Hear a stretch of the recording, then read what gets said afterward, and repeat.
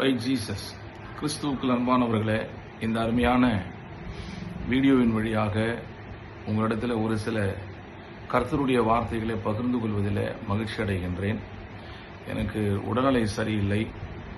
ஏற்கனவே இருந்த அந்த விபத்தின் காரணமாக மறுபடியும் அதே இடத்துல அறுவை சிகிச்சை செய்து கடவுளுடைய தெய்வீக ஆசீர்வாதத்தினால சுகத்தை பெற்றுக்கொண்டு வருகின்றேன்.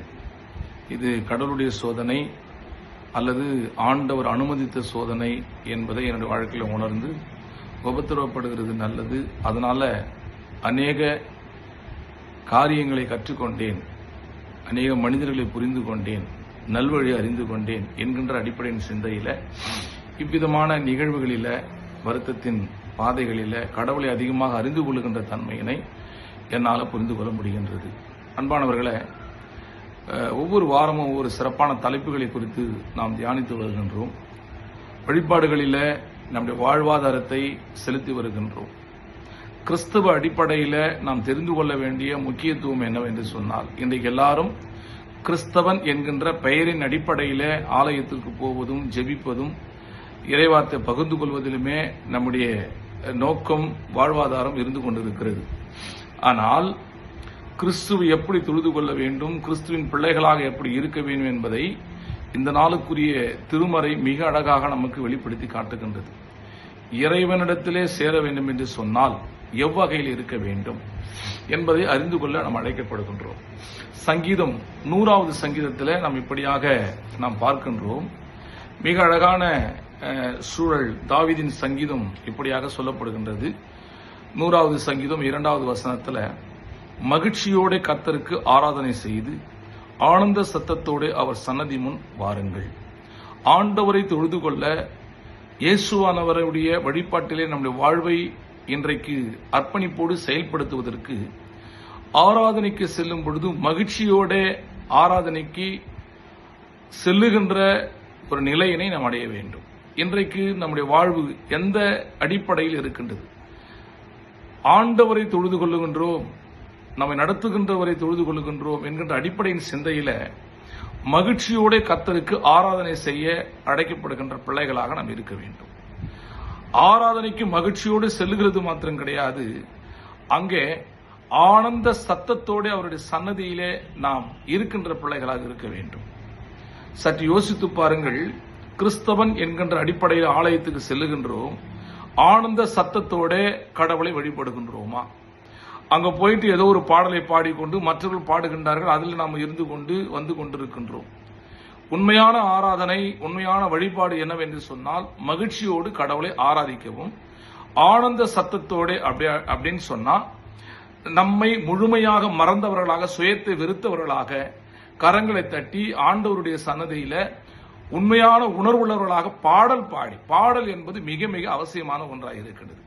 தாவீது இப்படிதான் பாடல் பாடி கடவுளை ஆராதிக்கின்ற தன்மை. நடனம் ஆடுகின்றார் என்று சொல்லி எல்லாம் பாடுகின்றோம்.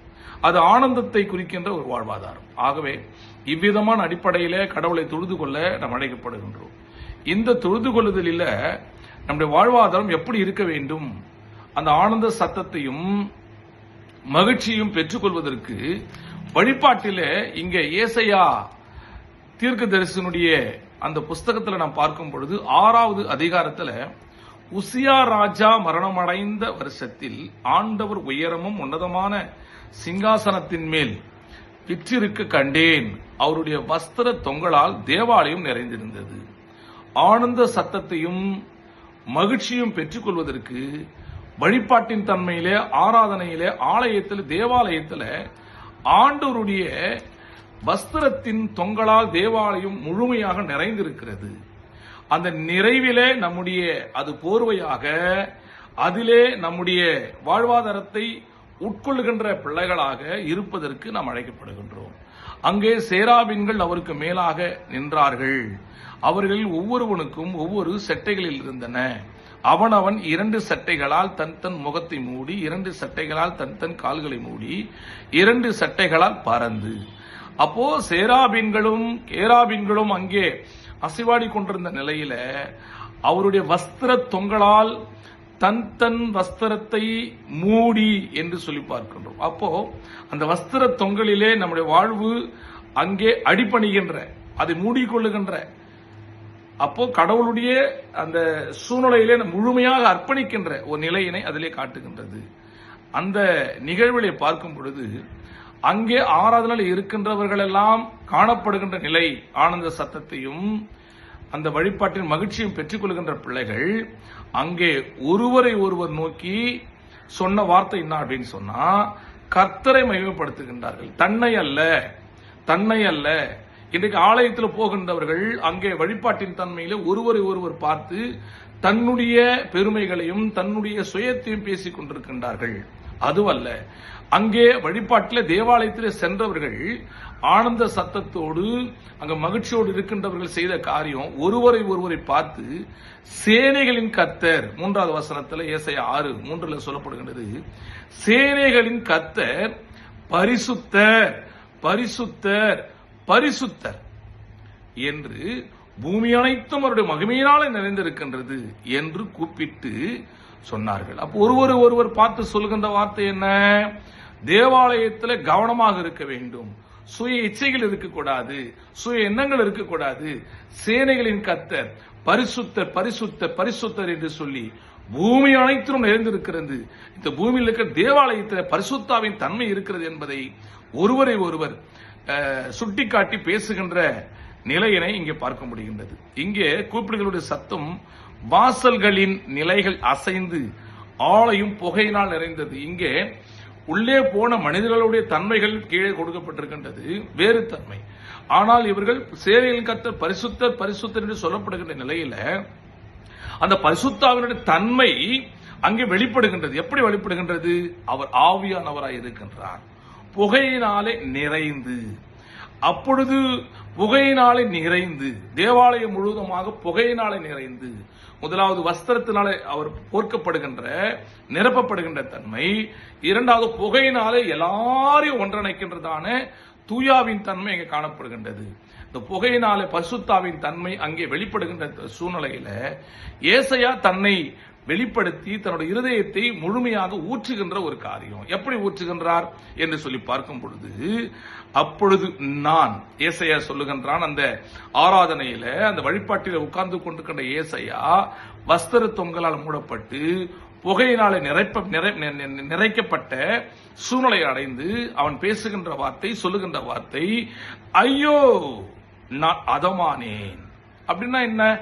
அங்கே அந்த பரிசுத்தாவை பெற்றுக்கொள்கின்ற தன்மையோட வாழ்வு இல்லை, ஆண்டவருடைய அபிஷேகத்தை பெற்றுக்கொள்கின்ற தன்மை இல்லை, அதற்கு முரண்பாடாக நான் இருக்கின்றேன். ஆகவே அந்த பரிசுத்தாவின் தன்மை புகையினால் நிரப்பப்படும் பொழுது அதமானேன் அப்படின்னு சொன்னா, தன்னுடைய வாழ்க்கையில் இருக்கின்ற பாவங்கள், தன்னுடைய வாழ்க்கையில் கெட்ட சுபாவங்கள், ஆண்டுக்கு விதமான காரியங்கள் என்னிடத்தில் இருக்கிறதுனால என்னுடைய வாழ்வு அனைத்தும் பயப்படுகின்ற தன்மையில, நெருக்கப்படுகின்ற தன்மையில, நுறுக்கப்படுகின்ற தன்மையில என்னுடைய வாழ்வு அதமாக்கப்பட்டது என்று சொல்லி சொல்லுகின்றான். அதமாக்கப்பட்ட பிறகு அவன் சொல்லுகின்ற வார்த்தை என்ன அப்படின்னு சொன்னா, நான் அசுத்த உதடுகள் உள்ள மனுஷன். இதுதான் கடவுள் விரும்புகின்ற வார்த்தை. கடவுளுடைய சன்னிதானத்தில் ஆராதனைக்கு போகும் பொழுது பாவ அறிக்கை என்று சொல்லப்படுகின்ற ஒரு நிலையினை வழிபாட்டிலே நம்ம அடைந்து கொள்ள வேண்டும்.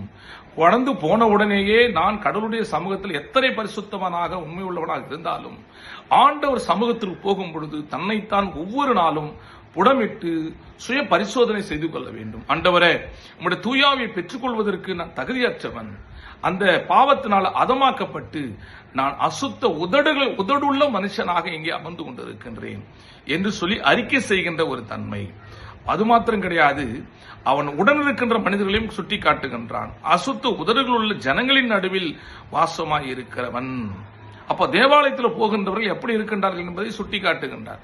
நானும் அசுத்த உதடுள்ள மனுஷன், அசுத்த உதடுள்ள மனுஷர்கள் மத்தியிலே நான் இங்கே வாசம் பண்ணி கொண்டிருக்கின்றேன், அமர்ந்து கொண்டிருக்கின்றேன் என்று சொல்லி, சேனைகளின் கர்த்தராகிய ராஜாவை என் கண்கள் கண்டதே.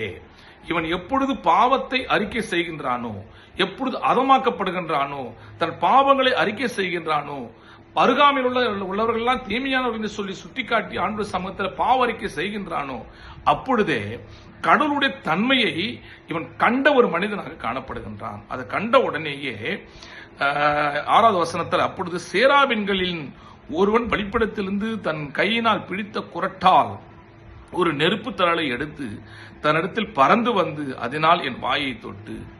அப்போ அசுத்த உதடு என்று சொன்ன உடனேயே ஆண்டவராகிய கர்த்தர் அக்கினியினாலே அந்த அசுத்தத்தை சுட்டெரிக்கின்ற தன்மையில அங்க கடவுளுடைய தேவதூதன் சேராபீனை அனுப்பி அந்த அசுத்த உதட்டை சுடுகின்ற, அக்கினியினால சுடுகின்ற தன்மையினை நம்மால பார்க்க முடிகின்றது.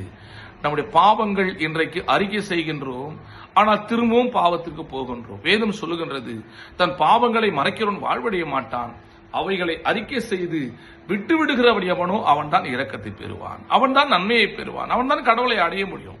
இன்றைக்கு நம்முடைய வாழ்க்கையிலே ஒவ்வொரு வாரமும் பாவத்தை அறிக்கை செய்கின்றோம், மறுபடியும் பாவத்தை செய்கின்றோம், மறுபடியும் அறிக்கை செய்கின்றோம். அது கிறிஸ்துவ வாழ்க்கை அல்ல. கிறிஸ்துவ வாழ்க்கை என்பது பாவத்தை அறிக்கை செய்து விட்டுவிட வேண்டும். அந்த விட்டுவிடுகின்ற தன்மை அக்கினியினால் சுட்டரிக்கப்பட வேண்டும். அது சுட்டரிக்கப்பட்டால் மாத்திரமே பாவங்கள் முற்றிலுமாக அகற்றப்படும். ஆகவே தான் சேராபீன்கள் வழியாக, கேராபீன்கள் வழியாக ஆண்டவராகிய கடவுள் அந்த பாவ தழலை குறட்டால அந்த அசுத்தம் என்கின்ற அந்த உதடை சுட்டிருக்கின்ற தன்மையை நம்மால பார்க்க முடிகின்றது. இதை செய்த உடனேயே, பாவம் அகற்றப்பட்ட உடனேயே ஆண்டவர் சொல்லுகின்றார், அதனால் என் வாயை தொட்டு, இதோ இது என் உதடுகளை தொட்டதினால் என் அக்கிரமம் நீங்கி என் பாவம் நிவர்த்தியானது. ஹல்லேலூயா. அது சுட்டப்பட்ட சூழ்நிலையிலேயே பாவங்கள் எல்லாம் நிவர்த்தியானது. ஆகவே நாமும் ஒவ்வொரு நாளும் பாவத்தை அறிக்கை செய்யும் பொழுது அந்த பாவத்தை கடவுள் சுட்டெரிக்கின்றார். பாவத்தை அகற்றுகின்ற தன்மை வேதத்தில் சொல்லப்படுகின்றது. கிழக்குக்கும் மேற்குக்கும் எத்தனை தூரமோ அத்தனை தூரம் பாவத்தை அகற்றுகின்றார். நம்மிடத்துல பாவம் மறுபடியும் நெருங்காதபடிக்கு. அன்பிற்குரியவர்களே, நம்முடைய வாழ்க்கையில இன்றைக்கு நம்முடைய பாவங்களை, செய்த பாவங்களை அறிக்கை செய்து அது சுட்டெரிக்கின்ற தன்மையில, அது முழுமையாக விட்டுவிடுகின்ற தன்மையில வாழ்க்கை இருக்கிறதா? அது நிவர்த்தி செய்யப்பட வேண்டும், அகற்றப்பட வேண்டும் என்று சொல்லப்படுகின்றது. இது நிவர்த்தி செய்யப்பட்ட பிறகுதான் ஆண்டவர் இந்த ஏசாயாவை பார்த்து சொல்லுகின்ற வார்த்தை, யாரை நான் அனுப்புவேன்? யாரை கடவுள் ஊழியத்திற்கு அழைப்பார்? சற்று யோசித்து பாருங்கள். பாவத்தினால முற்றிலுமாக கழுவப்பட்ட ஒரு மனிதனை மாத்திரம்தான் கடவுள் அழைப்பார். சும்மா எல்லாருமே தடி எடுத்தவெல்லாம் தண்டல்காரன் அப்படின்ற மாதிரி எல்லாரும் ஊழிய செய்யறேன்னு சொல்லிட்டு நம்மை அப்படிப்பட்ட பாவனையிலே ஆக்கிக் கொள்ளக்கூடாது. கடவுள் யாரை அழைப்பார் என்று சொன்னால், பாவத்தை நிராகரித்த, பாவத்தை அகற்றின, பாவங்கள் சுட்டெரிக்கப்பட்ட ஒரு மனிதனை தான் கடவுள் யாரை நான் அனுப்புவேன் என்று சொல்லி அவனிடத்தில் கேள்வியை கேட்பார். அந்த பாவம் சுட்டெரிக்கப்பட்ட, பாவம் அகற்றப்பட்ட ஏசாயா சொல்லுகின்றார், ஏன் ஆண்டவர் இப்படிப்பட்ட கேள்வியை கேட்கின்றீர்? யாரை நான் அனுப்புவேன்? யார் நமது காரியமாய் போவான் என்று சொல்லப்பட்ட வார்த்தையை கேட்ட ஏசாயா ஆண்டவருடைய சத்தத்தை கேட்டேன், அதற்கு நான் இதோ அடியேன் இருக்கிறேன், இதோ அடியேன் இருக்கிறேன். இதற்கு முன்பதாக தேவாலயத்துக்கு போவான் வருவான், பாவத்தில் வாழ்ந்து கொண்டிருந்தான், அசுத்த உதடுகளுடன் இருந்தான். அப்பொழுது கடவுள் இவனை உணர்த்தப்படவில்லை, அழைக்கவில்லை. ஆனால் பாவங்கள் நிவர்த்தியாக்கப்பட்டு அகற்றப்பட்ட பிறகுதான் கடவுள் அழைப்பை கேட்டு இதோ அடியேன் இருக்கிறேன் என்று சொல்லி என்னை அனுப்பும் என்று சொல்லி ஏசாயா தன்னை அர்ப்பணிக்கும் பொழுது ஆண்டவருடைய திருப்பணிக்கு ஏசாயாவை கடவுள் அனுப்புகின்றார். இன்றைக்கு நம்முடைய வாழ்க்கை அப்படி இருக்கிறது. இந்த நிலைமையிலேதான் ஆண்டவராகிய கடவுள் ஒரு மனிதனை தெரிவு செய்யப்படும் பொழுது, இந்த மனிதன் பாவத்திலிருந்து அகற்றப்படும் பொழுது, ஆண்டவராக இயேசு கிறிஸ்து எப்படி இந்த பாவம் அகற்றப்படுகின்ற வழிபாட்டிலே கலந்து கொள்கின்ற தன்மையினை மார்க்கு சுவிசேஷம் 12ஆம் அதிகாரத்தில் மிக அழகாக 34வது வசனத்திலிருந்து நாம் வாசிக்கும் பொழுது அங்கே மிக தெளிவாக நம்மால பார்க்க முடிகின்றது. என்ன என்று சொல்லி பார்க்கும் பொழுது, அங்கே ஒரு மனிதனுடைய பாவத்தை கடவுள் எப்படி நிராகரிக்கின்றார் என்று சொல்லி பார்க்கும்போது மார்க்கு 12ஆம் அதிகாரம் 28வது வசனத்திலிருந்து வாசிக்கும் பொழுது அங்கே பாவங்கள் எப்படி நிராகரிக்கப்படுகின்றது, பாவத்தில் இருக்கின்றவர் எப்படி வெளியாக வேண்டும் என்று சொல்லி வழிபாட்டை கலந்து கொள்ள வேண்டும் என்று சொன்னால், ஆண்டவராகிய இயேசு ஒரு சில காரியங்களை சொல்லி வழிபாட்டில் ஆனந்த சத்தத்தையும் மகிழ்ச்சியும் பெற்றுக்கொள்வதற்கு 12வது அதிகாரம் மார்க்கு 30வது வசனத்தில், உன் தேவனாகிய கர்த்தரிடத்தில் முழு இருதயத்தோடும், உன் முழு ஆத்மாவோடும், உன் முழு மனதோடும், உன் முழு பலத்தோடும் அன்பு கூறுவாயாக என்கின்ற பிரதானமான முதலாவது கற்பனையை சொல்லுகின்றார். கற்பனைகள் அநேக கற்பனைகளை பார்த்து பார்க்கின்றோம். ஆனால் வழிபாட்டிலே ஆனந்த சத்தத்தையும் மகிழ்ச்சியும் பெற்றுக்கொள்வதற்கு ஆண்டவர் விரும்புகின்ற காரியம் என்ன தெரியுமா? முழுமையான இருதயத்தை, முழுமையான ஆத்துமாவை, முழுமையான பலத்தை, அதான் ஆனந்த சத்தம். ஆனந்த சத்தம் எப்படி கிடைக்குன்னு சொன்னா, முழுமையாக கடவுளுடைய சமூகத்தில் கரங்களை தட்டி ஆண்டவரை துதிக்கும் பொழுது, நம்முடைய பலத்தை முழுமையாக ஆண்டவருடைய சன்னிதானத்தில் குரல் எழுப்பி பாடும் பொழுது, துதிக்கும் பொழுது, அங்கே முழுமையை நம்மால் காட்ட முடிகின்றது.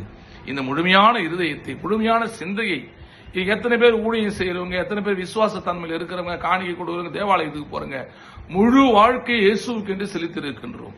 இயேசு விரும்புகின்ற கிறிஸ்தவம், இயேசு விரும்புகின்ற கிறிஸ்தவத்தினுடைய தன்மை என்ன அப்படின்னு சொன்னா, தன்னுடைய வாழ்வின் காரியங்களை முழுமையை கொடுக்க வேண்டும். ஊழியத்திற்கு ஒருவன் அழைக்கப்பட வேண்டும் என்று சொன்னால், அழைக்கப்பட்ட அவன் ஏசையாவை போல அழைக்கப்பட்டால், இயேசு சொல்லுகின்றார், நீ என்னை பின்பற்றி வரும் பொழுது சிலுவையை சுமக்க வேண்டும். சிலுவை சுமக்கின்ற காரியம் துன்பத்தை அனுபவிக்கின்ற காரியம், பாடுகளை ஏற்றுக்கொள்கின்ற காரியம். உன் மனைவியாவது, உன் பிள்ளையாவது, உன் நிலத்தையாவது, உன் தகப்பனையாவது, உன் தாயாவது விட்டவனையவனும் என்று சொல்லப்படுகின்றது. ஊழியத்துக்கு போனவங்க எத்தனை பேர் விட்டிருக்கிறோம்? நேசிக்க வேண்டும். தகப்பனை நேசிக்கணும், மனைவியை நேசிக்கணும், பிள்ளை எல்லாரும் நேசிக்கணும், வேணான்னு சொல்லல. கடவுள் நேசிப்பை சொல்லவில்லை, நேசிக்க வேண்டும். ஆனால் இருதய அளவிலே கடவுளுடைய வழிபாட்டிலே கடவுளுடைய தன்மையில நம்ம அர்ப்பணிக்கும் பொழுது முழுமையாய் உலக சிந்தனைகளை, உலக இச்சைகளை, உலக ஆசாபாசங்களை நேசிக்கின்றவர்களை நம் முற்றிலுமாக அகற்றி கடவுளை மாத்திரம் முதன்மைப்படுத்துகின்ற சேனைகளின் கர்த்தர் பரிசுத்தர் பரிசுத்தர் பரிசுத்தர் என்று சொல்லி அவரை மாத்திரம் போற்றுதல் செய்கின்ற பிள்ளைகளாக நாம் இருக்கும் பொழுதுதான் முழுமையான வாழ்வை, முழுமையான சிந்தையை, முழுமையான ஆன்மாவை இறைவனுக்கு செலுத்த முடியும். இது முதலாவது கற்பனையாக சொல்லிவிட்டு சொல்லுகின்றார். இரண்டாவது கற்பனை ரொம்ப அழகா இதற்கு ஒப்பாய் இருக்கின்ற இரண்டாம் கற்பனை என்னவென்றால், உன்னிடத்தில் அன்பு கூறுவது போல பிறரிடத்திலும் அன்பு கூறுவாயாக என்பதே. இந்த இரண்டிற்கும் ஒப்பான கற்பனை எதுவுமே கிடையாது. இந்த முழுமையை ஆண்டவருக்கு செலுத்தும் பொழுது, முழு வாழ்வை கடவுளுக்கு செலுத்தும் பொழுது நிச்சயமாய் பிறனை நேசிக்கின்ற தன்மையை நம்மால் பெற்றுக்கொள்ள முடியும். என் அன்பிற்குரியவர்களே, நாம் அருகாமையில் உள்ளவரை நேசிக்கின்றோமா? இந்த பிறன் என்கின்ற வார்த்தை, நாம் திருமணமாகி வருகின்ற மனைவி பிறன், அந்த மனைவி முதலாவது நேசிக்க வேண்டும். அதற்கு அடுத்து வருகின்றது பிள்ளை, பிள்ளையை நேசிக்க வேண்டும். அதற்கு அடுத்து நாம் பழகுகின்ற, நாம் போகின்ற இடம் திருச்சபை, திருச்சபையில் உள்ள பிறனை நேசிக்க வேண்டும். அதற்கடுத்து சமுதாய வாழ்க்கையில வருகின்றோம், அந்த பிறனை நேசிக்க வேண்டும். அதற்கடுத்து முகம் தெரியாத நபர்கள் நம்மிடத்தில் பேசுவார்கள், அவர்களை நேசிக்க வேண்டும். இப்படிப்பட்ட வியாதி உள்ளவர்களை நேசிக்க வேண்டும். அதாவது ஏழை எளிய மக்களை நேசிக்க வேண்டும். ஒன்று மற்றவர்கள் நேசிக்க வேண்டும். உதவி வேண்டும் என்று சொல்லி கேட்கின்றவர்கள் நேசிக்க வேண்டும். இதுதான் பிறனை நேசிக்கின்ற தன்மை. இப்படிப்பட்ட தன்மையில் இருக்கின்றோமா என்பதை ஆராய்ந்து அறிய நாம் கடமைப்பட்டு, இதுதான் வழிபாட்டினுடைய தன்மை. கடவுளை வழிபட வேண்டும் என்று சொன்னால் வழிபாடு இறைதிட்டம் நிறைவேற்ற இறையடி சேருவோம். அப்ப இறை திட்டத்தை நிறைவேற்றுவதற்கு இறையடி சேர வேண்டும் என்று சொன்னால், இப்படிப்பட்ட இறைவனுடைய சமூகத்தில் முழுமையான வாழ்வை செலுத்தி, முழுமையான அர்ப்பணிப்போடு பிறனை நேசிக்கின்ற, முழுமையான வாழ்வை கொடுக்கின்ற, இயேசுவை போல பாவத்தை அறிக்கை செய்து ஆண்டவருடைய வாழ்வுக்காக, ஆண்டவருடைய திருப்பணிக்காக செல்லுகின்ற தன்மையிலே இருக்கும் பொழுதுதான் இறைவனை சேருகின்ற வாழ்வாத்தை பெற்றுக்கொள்ள முடியும். என் அன்பிற்குரியவர்களே, இன்னைக்கு எத்தனை பேர் இப்படிப்பட்ட தன்மையில ஆண்டவரை வழிபடுகின்றோம்? எத்தனை பேர் இன்றைக்கு இப்படிப்பட்ட தன்மையில கடவுளை நேசிக்கின்றோம், வழிபாட்டை கலந்து கொள்கின்றோம் என்பதை அறிந்து கடவுளை சேர்ந்து வாழ்கின்ற ஒரு தன்மையில நம்ம வாழ்வை அர்ப்பணித்து மகிழ்ச்சியோடு ஆராதனை செய்து ஆனந்த சத்தத்தோடு கடவுளை வழிபடுகின்ற தன்மையில நாம் அர்ப்பணிக்க அழைக்கப்படுகின்றோம். ஒரு அருமையான பழைய பாடல், தேவனே நான் உமது அண்டையில் இன்னும் நெருங்கி சேர்வதே என் ஆவல் பூமியில், இன்னும் நெருங்கி சேர்வதே என் ஆவல் பூமியில். இந்த பாடல் வரி நம்ம எதை உணர்த்துகின்றது? ஆண்டவரிடத்தில் சேர்ந்தவர்கள் இன்னும் அதிகமாய் சேர வேண்டும், இன்னும் கிட்டி சேர வேண்டும் என்பதை நம்முடைய வாழ்க்கையில் அறிந்து வாழ்ந்தது போதாது, கிறிஸ்து வழிபட்டது போதாது, ஊழியம் செய்தது போதாது, ஜெபித்தது போதாது, இன்னும் அதிகமாய் ஆண்டவரை கிட்டி சேர்ந்து இறைவனடி சேர்ந்து இந்த பூலோக வாழ்க்கையில் என் வாழ்வை நிறைவேற்றும் பொழுதுதான் பரலோகராட்சியின் பிள்ளைகளாக இருக்க முடியும். ஆகவே ஆண்டவர் இந்த பூலோகத்தில் வந்த நோக்கம் பிறரை நேசிக்கின்ற தன்மையில, பிறரிடத்தில் அன்பு செலுத்துகின்ற தன்மையில, பிறரை வாழ வைக்கின்ற தன்மையில, இறைவனோடு இணைத்து வாழ்கின்ற தன்மையில வந்திருக்கின்றார். அந்த இயேசுவானவரை முன்பதாக வைத்து நம் வாழ்வை அர்ப்பணித்து உண்மையான அடிப்படையின் தன்மையில, உண்மையான கிறிஸ்தவ அடிப்படையின் வாழ்வாதாரத்தை வெளிக்காட்டுகின்ற பிள்ளைகளாக வாழ கடவுளை அழைக்கின்றார். கர்த்தர் உங்களை ஆசீர்வதிப்பார். Thank you. May God bless you.